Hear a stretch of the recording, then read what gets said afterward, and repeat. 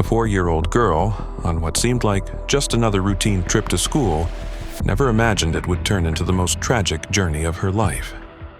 When the school bus met with a devastating accident, rescue teams found the other children, but she had vanished without a trace. Her sudden disappearance left the medical staff confused and her parents shattered. For 2 long years, desperate searches turned up nothing. No clues, no leads, just one haunting question. How could a small child disappear from a crash site in broad daylight? Then, one day, deep within the canal system, a maintenance worker stumbled upon something buried in the shadows, something that could finally expose a chilling secret no one ever saw coming. It was supposed to be a normal Wednesday morning. The sun had barely begun to rise, casting a pale orange hue over the sleepy town of Elmridge. On Cedar Street, a line of parents stood at their doorways, coffee mugs in hand, waving as the big yellow school bus rolled past. Inside the bus, 12-year-old Lila Monroe sat in the 3rd row from the back, her knees tucked up to her chest and her backpack beside her. She was quiet, as always, sketching something in her worn-out notepad. Her hair was long and jet black, hanging like curtains on either side of her pale face. Her drawings were strange, unnerving, filled with jagged lines, spirals, and shadowy shapes that didn't quite look human. But no one paid much attention. Lila had always been the quiet one, the strange girl who said things that made others uncomfortable, things she shouldn't have known. Her teachers chalked it up to an overactive imagination. Her classmates kept their distance. The bus driver, a tired man named Ray, glanced in the rearview mirror and saw her as he always did, curled up, drawing, eyes flicking toward the window every so often, as if waiting for something. There were 24 kids on board that day, but none of them would make it to school. The crash happened at 7:38 a.m. on an old bridge over Black Hollow Creek. According to reports, the bus swerved violently to the right, crashed through the guardrail, and plummeted 15 feet into the shallow canal below. When rescue workers arrived, they were met with carnage: twisted metal, cracked windows, the roof of the bus partially crushed against the rocky embankment. 23 children were pulled from the wreckage. Injured, yes, some badly, but alive. One was missing. Divers were brought in. Drones scanned the waterway, dogs sniffed through the woods that flanked the canal. But there was no sign of her, no body, no belongings, just her sketchbook, floating downstream, pages soaked and torn. The town grieved, but the absence of closure haunted everyone most. Lila's mother, Cara Monroe, refused to believe her daughter had died. The current's not strong enough to carry a body far, she argued. Something else happened. But police insisted there were no signs of foul play. They theorized that Lila might have been thrown from the bus and swept away, her body lodged somewhere deep in the sediment or taken by wildlife. But there was something else, something that didn't make the reports. 3 kids claimed that Lila wasn't on the bus when it hit the water. One said, "She got up from her seat just before the bridge, then she was gone." Another swore they saw her standing at the front, her hand on the door lever. And one, a boy named Gavin, said something no one could quite explain. She turned around, looked at me, and smiled, but her eyes were different. They were all black. He recanted later, said it was shock, trauma, hallucination.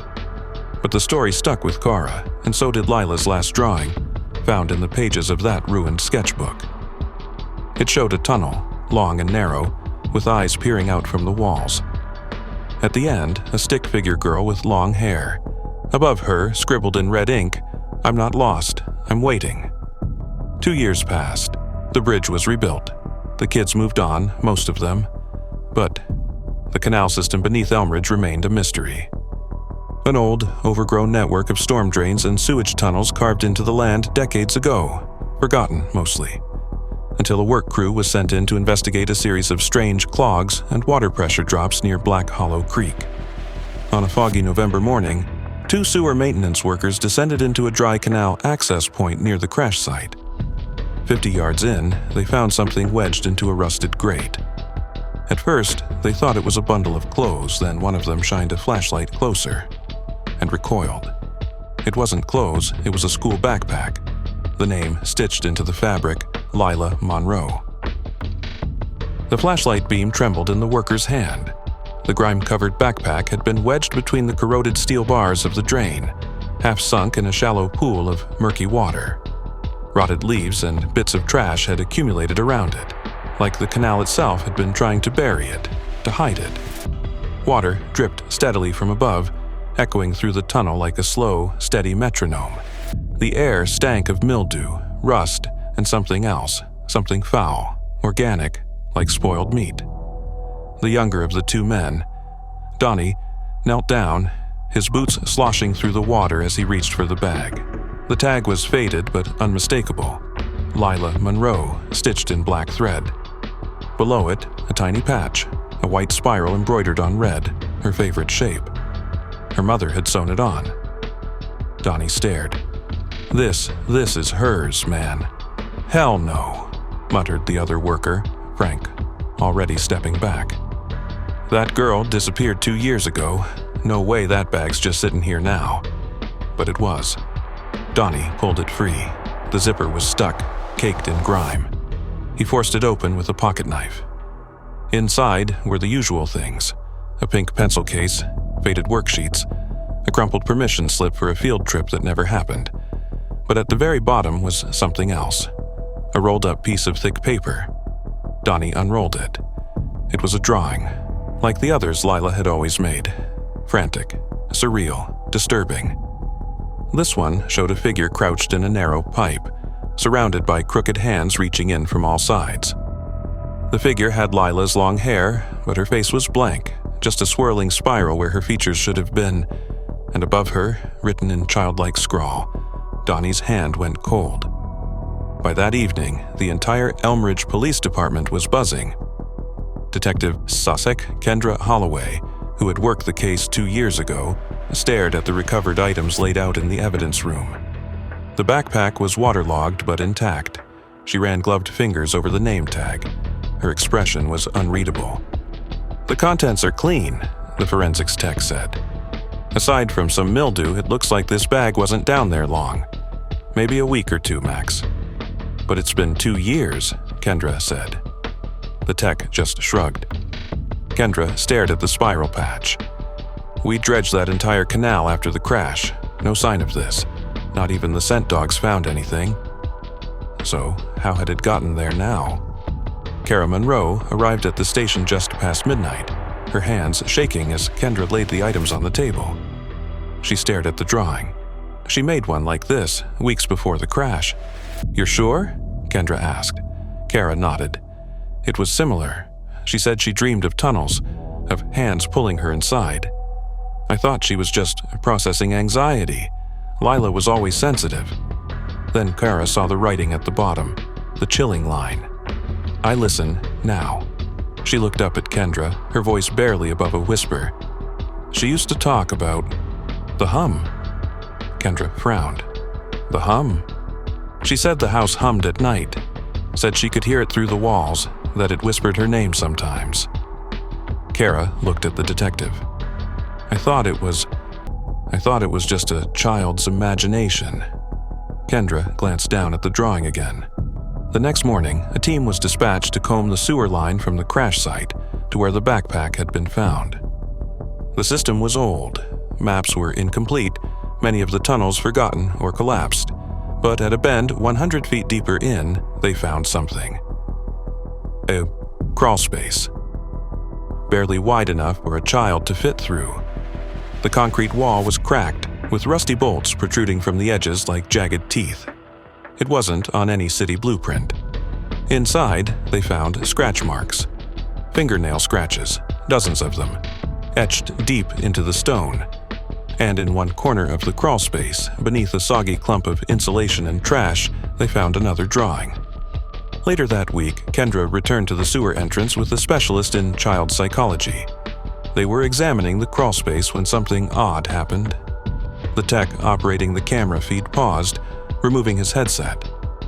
"Did you hear that?" Kendra turned. "Hear what?" It sounded like humming. Really low, like a vibration. She stepped inside the tunnel, listening. Nothing.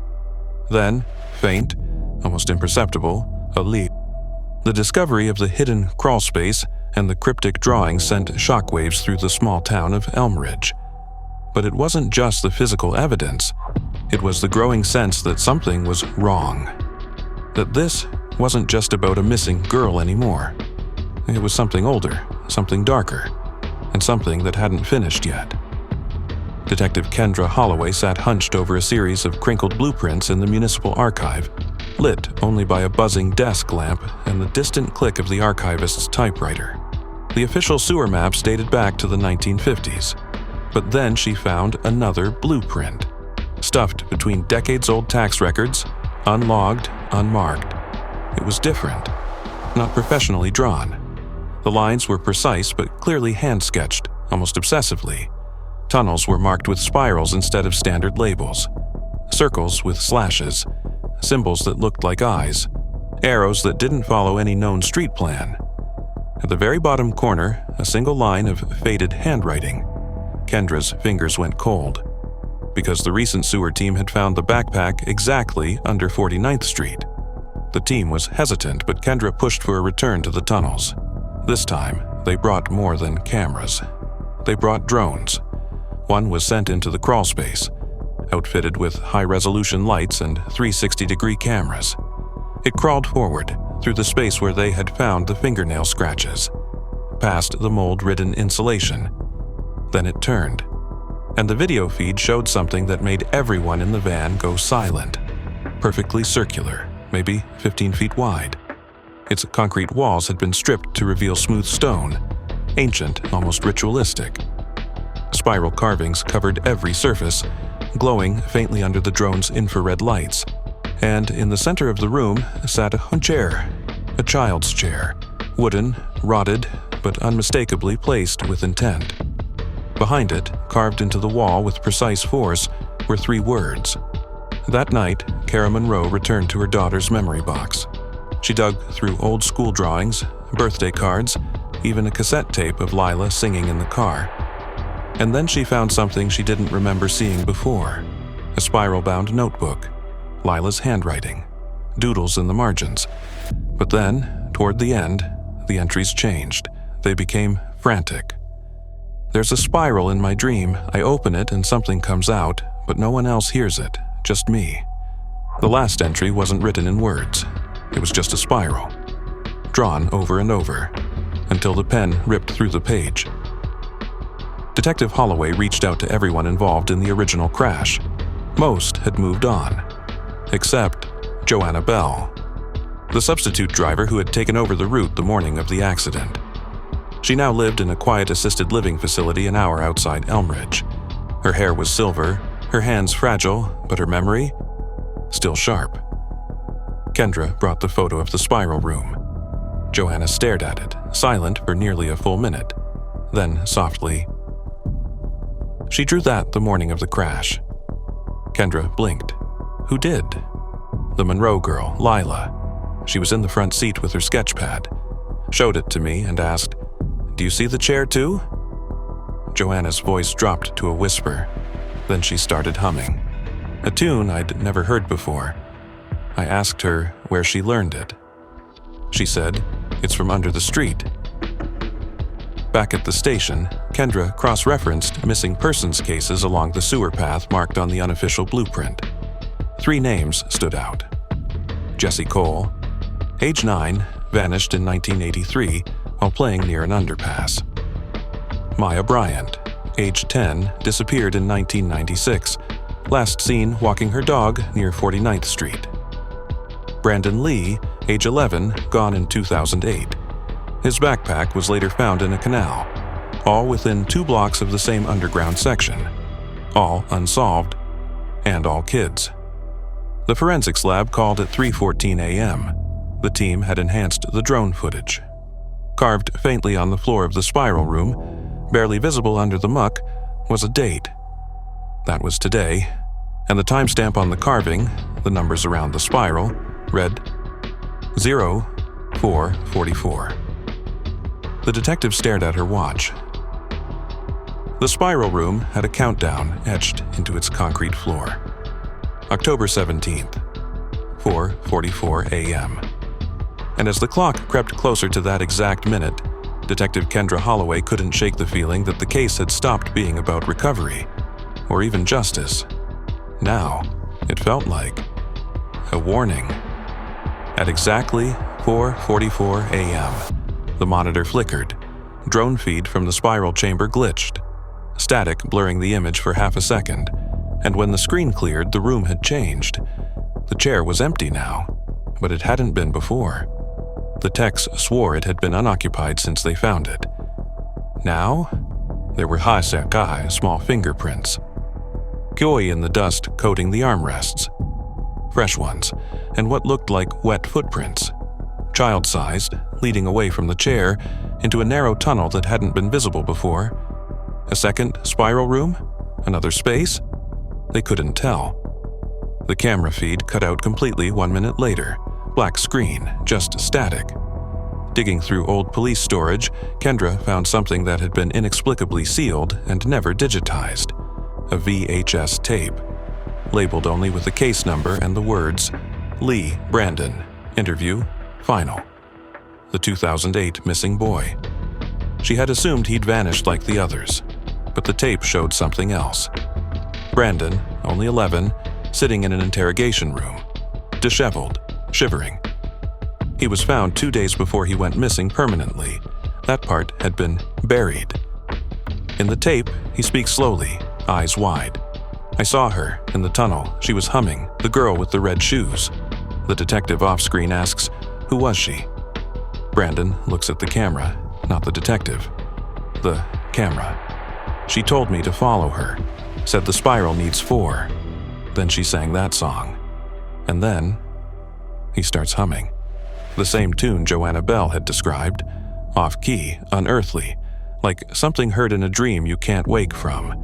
The tape ends with Brandon repeating one thing. She wasn't dead, she just went further down. The red shoes. Vera Monroe couldn't sleep. After rereading Lila's notebook for the 4th time, she noticed something odd. On the last page, along with the spirals, was a small drawing she hadn't recognized before. It was faint. In the corner, a girl in a sewer tunnel wearing red shoes. Lila had drawn herself, and a second girl standing behind her. No face, just hair and shoes. And between them, a black hole, a swirling spiral. She flipped back through older pages and saw it again, over and over. Red shoes, hair covering the face, standing behind her. It wasn't a memory, it was a warning. The map on the unmarked blueprint ended beneath an old, now abandoned church on 49th Street. St. Hallwells. Condemned years ago due to structural instability, but beneath it, the sewer blueprints overlapped with something older. Older than the town's incorporation records. Older than the foundation permits. A burial chamber. But for what? Kendra led a small team down through the crumbling cellar, into the rusted drain access below. The air turned damp, thick with mold and rot. Their flashlights caught fragments of graffiti, carvings in Latin, strange symbols. And then, a chador. Not metal, not concrete. Stone, set into the wall like it had been here since before the city was even built. Covered in spirals. Cracks in the stone formed jagged shapes, eyes, mouths, twisted limbs. And in the center, a sra, child's handprint. Small, recent. They broke through the stone. Beyond it was a narrow passage leading into a chamber of sheer silence. The noise of dripping water, their breathing, even their footsteps seemed muted, as if the room didn't allow sound. And then they saw them. Shoes, lined up neatly along the far wall. One pair was Lila's, the distinctive blue sneakers with the cartoon stars. Another pair was labeled Maya. The others too, each one tied to the other missing children. And something else, a new pair. Polished black shoes. Shined and clean, sitting high in the center, like they were waiting for someone else to join. As the team explored, the radio on Kendra's belt suddenly hissed with static. Then, a voice, not yelling, not screaming, just whispering. She's still down here. Kendra froze. She's still watching, she's learning you too. The signal cut. The channel had been dead for over 5 minutes. They played it back on loop later, analyzed every frequency. The voice wasn't on Annie's channel. It had bypassed the radio entirely, just like Brandon said. She's learning you. What happened next? To know, comment Part 2 below.